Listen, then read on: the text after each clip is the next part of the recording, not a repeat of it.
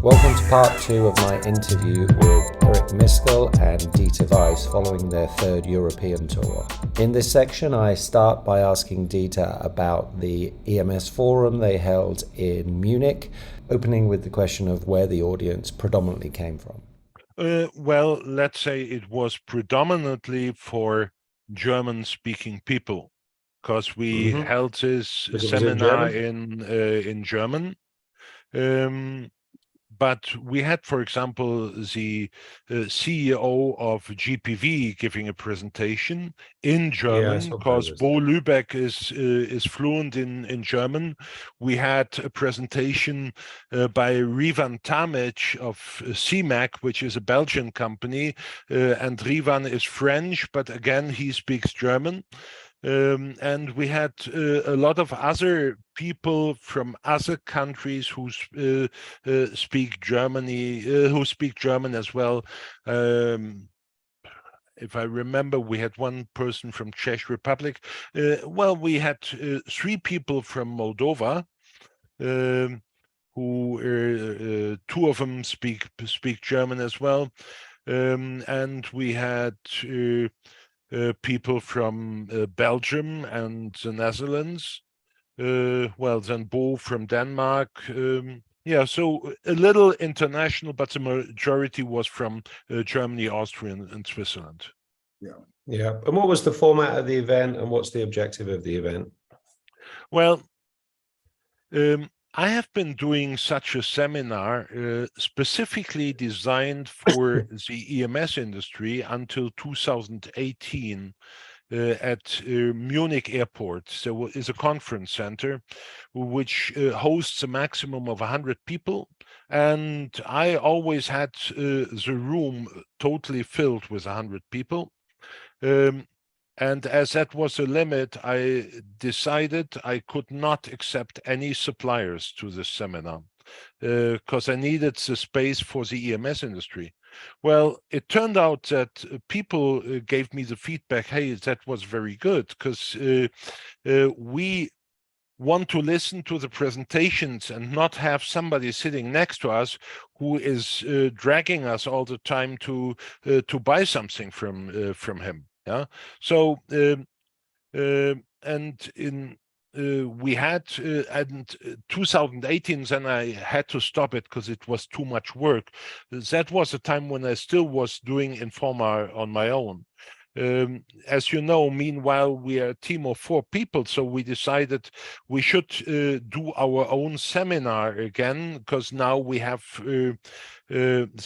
the capacity to do it. And we had this discussion, should we allow suppliers as well or not?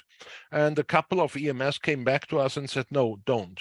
Yeah, it is a pity, because on the other side, we are cooperating with suppliers as well. And we are still in discussion how we're going to continue next year on it. Yeah, so we had a networking evening the evening before, and what we might do is what in the future we take in networking just for EMS, but the seminar should be for suppliers as well, as long as we have the room capacity. Let me kind of, as somebody who used to run industry events, just make a couple quick comments, if you don't mind, Phil. First of all, I love the name Forum because I used to do the quarterly forum, right? So I love.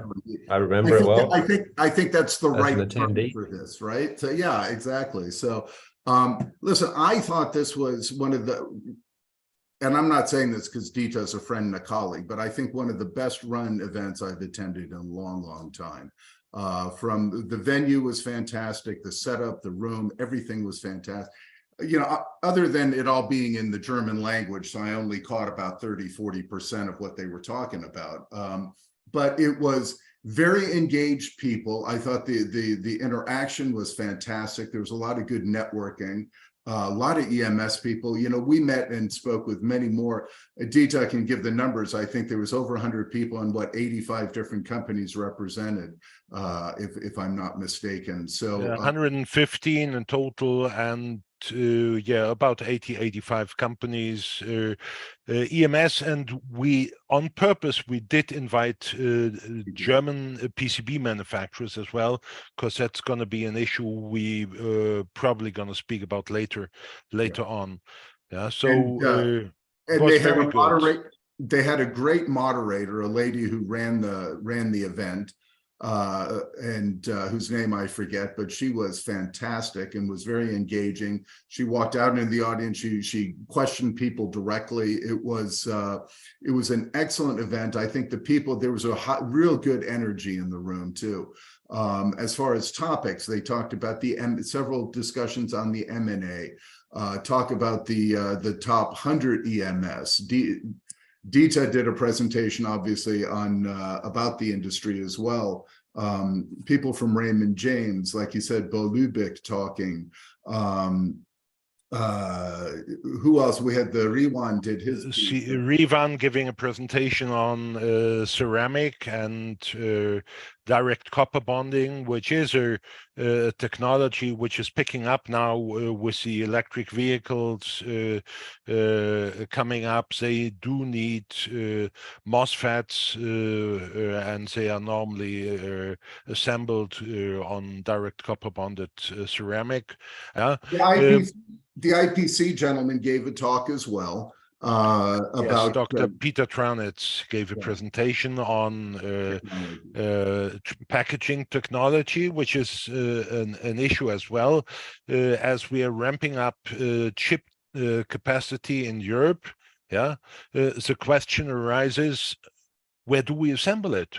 Where is the capacity? We don't have the capacity at the moment. So we might manufacture semiconductors in Europe, and then we have to ship them to the Far East to get them assembled. Single first level packaging. There is insufficient capacity over here. Yep. Yeah.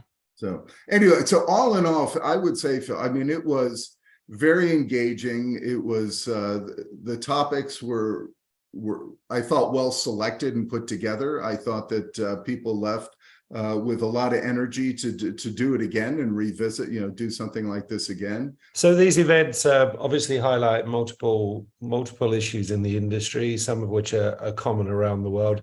Let's try and just tackle two or three of those. I think the elephant in the room is the elephant in the storeroom, and that's the inventory disaster. Eric, Dieter mentioned that you'd been doing some research on just how substantial that is. How do you see it?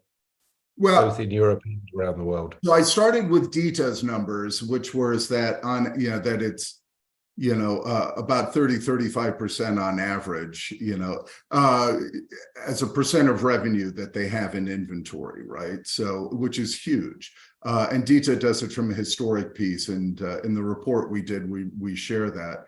And there was examples that Dieter shared without naming the companies, upwards of 50%. So, I mean, this is. And so what I did then when I came back is said, well, what does that look like, right? If that's Europe, what are the other? So I just took a look at 1 year, looking back at the major North American-based public EMS. And I shared that with Dieter. I didn't realize he was going to mention that here today, just to say, in context, what does it look like? Is it out of whack? But it is very common, even with those. There is, I looked at just the 1 year. So, hopefully Dieter shares with me the spreadsheet he's working on there, because I would love to see that and talk about that. It is just a big issue, right? Where every time you walk into a storeroom with a CEO, they say, this is where the money is, right? And it is, for the most part, a lot of them are still waiting for that golden screw to flush all of this out. This also, though, I mean, it inhibits their ability to take certain actions. Some of that might be, equipment that they'd like to invest in, or systems that they'd like to invest in. Yeah. They simply can't while they're doing this.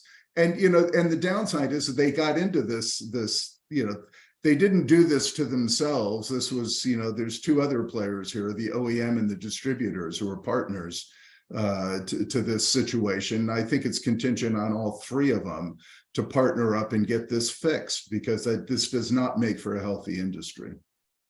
No, just to go back on the numbers, if it's currently at 35%, what would you consider to be a normal inventory if we go back to, say, pre-COVID to like 2017, 2018? What proportion of sales revenue would you expect to have in? Let me first of all take a closer look. See the revenue, the raw material inventory is for sure lower than the total inventory. Eric looked at the total inventory. I'm now doing just the raw material inventory, and inventory consists normally of raw material inventory, work in process or progress, and finished goods. So there is a little difference. But if we just look at the international ones, like, and I'm just throwing in benchmark now, who had 10.5% in raw material inventory in 2017. In 22, it was 24.6. Celestica went from 11.9 to 29.4, and Flex went from 10.6 to 20.3. So more or less, they all doubled. Now, what we see is the smaller the companies are, the higher the normal inventory is. So for companies with, let's say, less than 20 million it's in revenues annually, it's very normal that they have about 18% in raw material inventory, and those companies now jumped up to 35, 40, and some even up to 50. Yeah. So the smaller the company, you can say, the higher the inventory in general. And I got the feeling the more was there this panic factor. We need to get everything, hold of everything we can get and put it in stores. Yeah. It's killing them for the simple reason it's bound capital. And by the way, that was another discussion on the forum as well, that as interest rates are rising now, we have seen 7 years of very low or no interest rates at all. Yeah, so money was cheap. Yeah, so people didn't bother. Now all of a sudden money becomes expensive, and here they have huge amounts of money bound in their stores. And not even that, if you carefully read the economical laws, by the end of the year, when you do your annuals, they will have to reevaluate the value of the semiconductors they have in the stock. And if the purchase price of those material is now less than what they bought it for, they have to devaluate those goods, which will impact the margins. And we know that some of the margins are already quite low, especially for the smaller ones when they do only PCBA. Yeah, if people do the full range, including box buildings, the margins are normally better. But just doing PCBAs, we are talking easily about only 2% margin, and now devaluating some of the stock is going to hurt.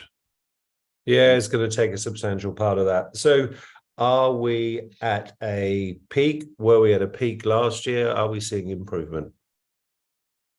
I think we're seeing improvement. Most people are saying that it isn't getting worse. So I think that's seen as improvement, right? Yep. And I think they see the availability. They see, and some of that is also market factors, right? That, is demand down, right? Or the demand drivers going down as well. But I think we're past the peak. It would be how I would put it. Dieter, what is your sense? You concur?